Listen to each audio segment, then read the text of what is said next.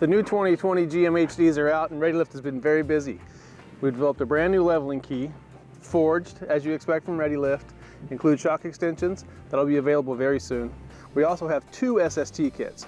Our standard kit is a 3-2, so it's a torsion bar key in the front, a 2-inch cast block in the rear.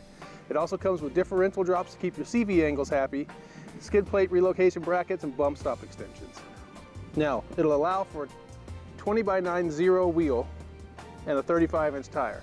In this case, we went a little more aggressive. We went 20x10 -18, still with that 35 with very minor trimming.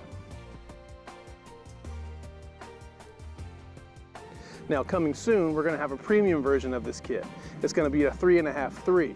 So the torsion bars will be turned up a little bit more. You'll get a 3-inch block in the back, but you're also going to get our heavy-duty fabricated control arms, heavy-duty tie rod ends, 4-corner Bilsteins, and everything you need to get the job done right.